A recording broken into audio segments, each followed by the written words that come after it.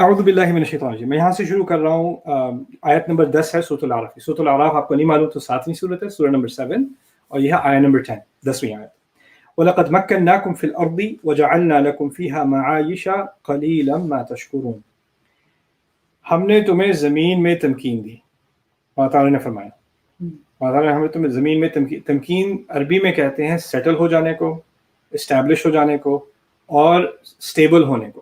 تمکین صرف رہنے کو نہیں کہتے, اسٹیبل ہونے کو کہتے ہیں. تمہیں زمین میں ایک اسٹیبل رہائش دی, کہنے کا مقصد یہ. وَجَعَلْنَا لَكُمْ فِيهَا مَعَايِشَ, اور تمہارے لیے زمین میں معائش, معیشہ کی جمع معیشہ عربی میں کہتے ہیں, اردو میں معیشت کا استعمال کرتے ہیں لفظ کا. معیشت جیسے روزہ, روز کی کہتے ہیں, کیا کہتے ہیں, روزگار, رائٹ, روزگار اور رہنے سہنے کا مکان, کپڑا, یہ چیزیں یہ معیشت میں آتی ہیں, رائٹ. لیکن معیشت عربی میں عیش اور عیش عربی میں استعمال ہوتا ہے جیسے ہم اردو میں بھی کہتے ہیں نا, عیش کی زندگی گزار رہے ہیں, یعنی اچھے طریقے سے رہنا. تو اللہ تعالیٰ نے کہا ہے تمہیں نہ صرف زمین میں سیٹل کیا, تمہیں یہاں رہنے کے لیے, عیش سے رہنے کے لیے, خیر سے رہنے کے لیے, خوشی سے رہنے کے لیے جو چیزوں کی ضرورت تھی ان کو بھی پرووائڈ کر دیا. وَجَعَلْنَا لَكُمْ فِيهَا مَعَايِشَ قَلِيلًا مَا تَشْكُرُونَ. کتنا کم ہے کہ تم شکر کرتے ہو, بہت ہی کم شکر کرتے ہو تم لوگ. تو یہاں پہلی بات میں نے آپ سے کہا تھا میں نے آدم علیہ السلام کی بات کرنی ہے, لیکن آدم علیہ السلام کے ذکر سے وہ 11ویں آیت سے شروع ہو رہا ہے قصہ.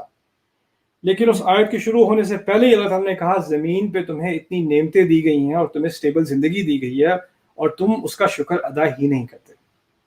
کیا اللہ تعالیٰ کی طرف سے ہمارے اوپر کامنٹ ہے ابھی کے لیے کہ تمہاری ابھی حالت یہ ہے کہ تمہیں مصیبتوں کے اندر تمہارا ذہن جو ہے وہ ہمیشہ گھومتا رہتا ہے, تمہارے دماغ میں خیال آتا رہتا ہے. میں اپنے ریڈر کی بات نہیں کر رہا جس نے سوال بھیجا, میں اپنی بات کر رہا ہوں, آپ کی بات کر رہا ہوں. دن میں کتنے خیال آتے ہیں, اب کیا ہوگا, فائنینسز کے بارے میں, فیوچر کے بارے میں, صحت کے بارے میں, بچوں کے بارے میں, بیوی کے بارے میں, والدین کے بارے میں. ہمیں کوئی نہ کوئی فکر لگی رہتی ہے ذہن میں, اور اس فکر میں ہوتا کیا ہے کہ انسان ہمیشہ نیگیٹو کی طرف سوچ رہا ہوتا ہے, اور اس کو جن چیزوں کا شکر کرنا چاہیے ان سے وہ اندھا ہو جاتا ہے. جیسے اگر کوئی اسٹریس میں, فرض کریں میں بہت انگزائٹی میں ہوں اور آپ نے لا کے سامنے پلیٹ پہ کھانا رکھ دیا, اور میں چلو بسم اللہ پڑھی کھانا شروع کر دیا, اور مجھے اس بات کا احساس ہی نہیں کہ جو کھانا آپ نے لا کے رکھا ہے پلیٹ پہ اس میں سبزیاں بھی ہیں, گوشت بھی ہے, روٹی بھی ہے, جو چیزیں ہیں وہ کہاں سے دنیا کے کون سے کونے سے اڑ کے میری اس پلیٹ تک پہنچی ہیں,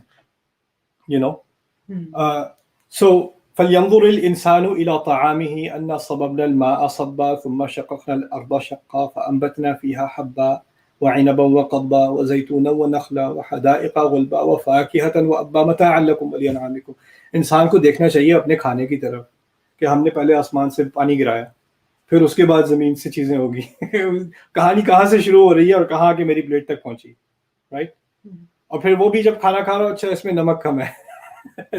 یعنی اللہ تعالیٰ جو یہ کامنٹ کر رہے ہیں تمہیں کتنی چیزیں دی ہیں تمہیں اس کا اندازہ نہیں رہتا, کیونکہ تم اپنی سوچ میں گم ہو جاتے ہو, اور پھر تمہارے دماغ سے اور تمہارے دل سے شکر نکل جاتا ہے. شکر ایک احساس ہے, صرف الفاظ نہیں ہے. یہ نہیں الحمدللہ کہہ دیا کھانے کے بعد یا اللہ کا شکر ہے کہہ دیا, الفاظ تو کہنا آسان ہے, شکر اصل میں دل کی حالت ہے. تو اللہ تعالیٰ نے پہلے ہم پر, مجھ پر, آپ پر یہ کامنٹ کیا کہ ہم میں ناشکری زیادہ ہے اور ہمیں اپنی تکلیفوں میں ڈوبے رہنے کا احساس زیادہ ہے.